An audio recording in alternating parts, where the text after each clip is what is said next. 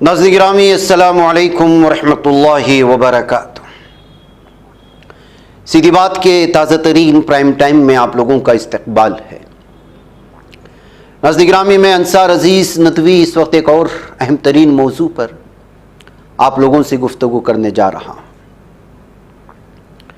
जी हाँ नाज़रीन गिरामी, हुजूम की हुक्मरानी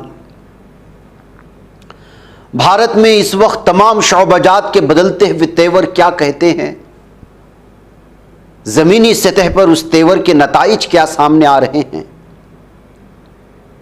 और नताइज के सामने आने के बाद भारत की अक़लियतें किस तरह खुद को गैर महफूज तस्वुर कर रही हैं,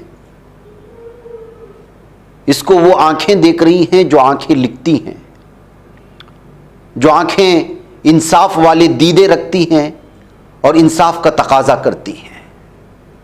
कई ऐसे लिखारी हैं इस वक्त। आज भी हमें इस बात पर फ़ख्र करना चाहिए कि भारत की एक बहुत बड़ी अक्सरियत को हिंदुत्व लॉबी में भर करके, उसके अंदर एक मुतासिब सोच डाल करके, यहाँ की अक़लियतों को किनारा करते हुए नफ़रत का एक पूरा माहौल बनाकर अजीबोगरीब नज़रिए से देखने की आदत डलवाने की जहाँ कोशिशें हो रही हैं, तो कुछ लोग हैं जो इस पर लिखते हैं, बोलते हैं और निडर अंदाज में लोगों के सामने आते हैं।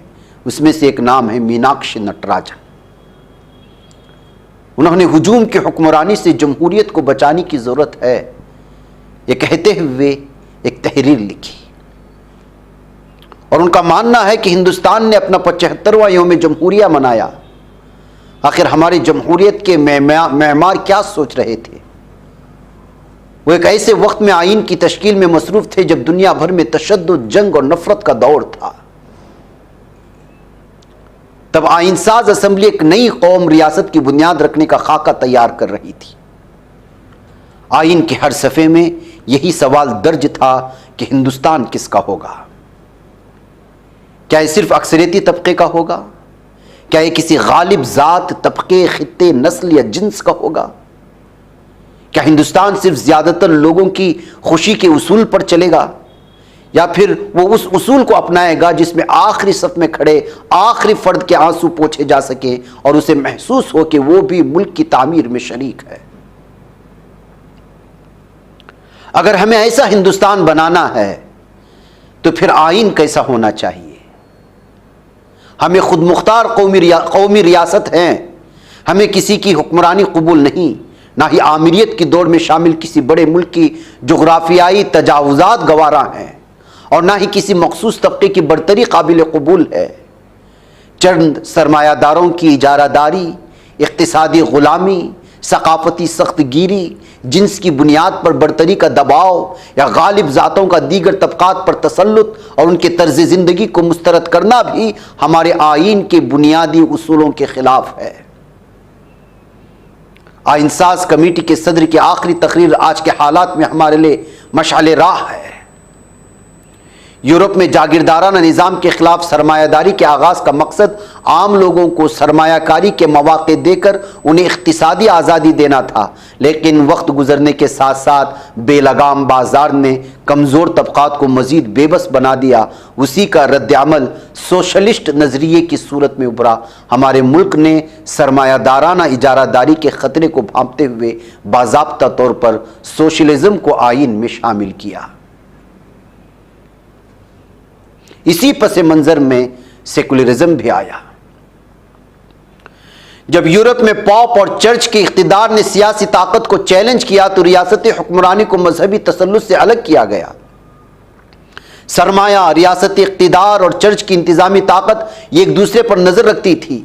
आखिरकार बादशाहत को चैलेंज किया गया और मैग्ना कार्टा के जरिए जमहूरियत की बुनियाद रखी गई। हिंदुस्तान में आज़ादी के बाद मकामी राजाओं और ज़मींदारों के निज़ाम को ख़त्म करके मजबूत जमहूरियत की बुनियाद रखी गई।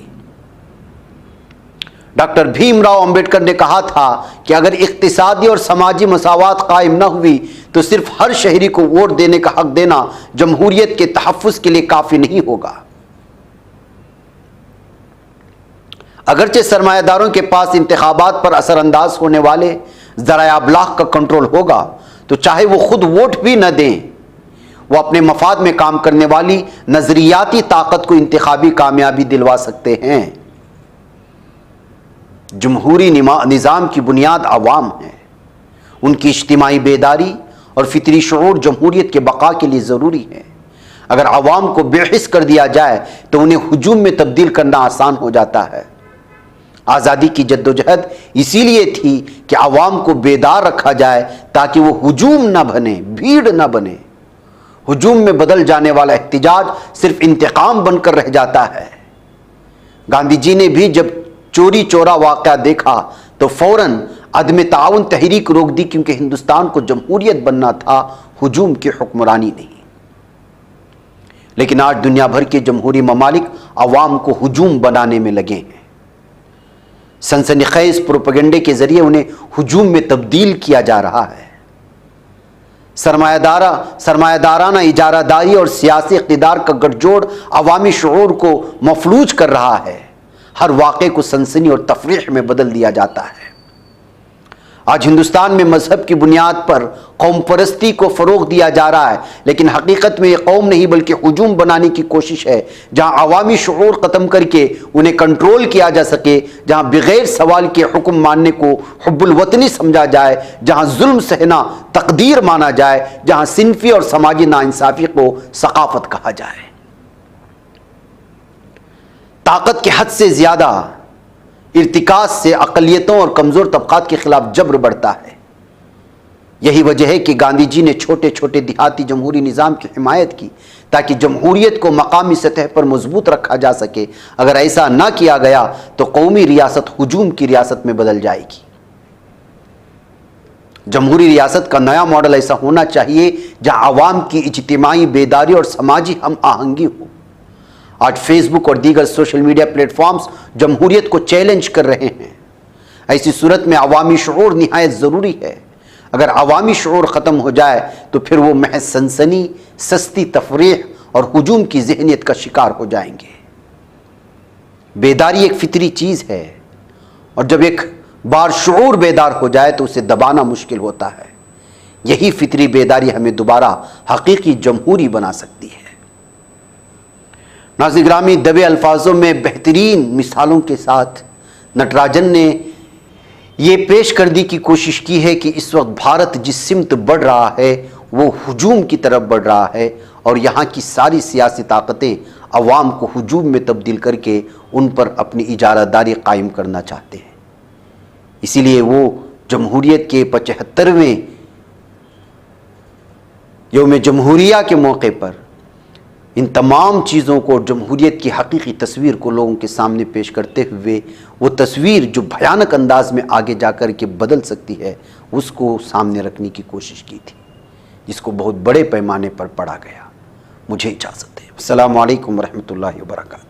ये बच पाता है कोई सहाफ़ी की निगाहों से, मिलाता है ये लोगों को मोहब्बत की पनाहों से।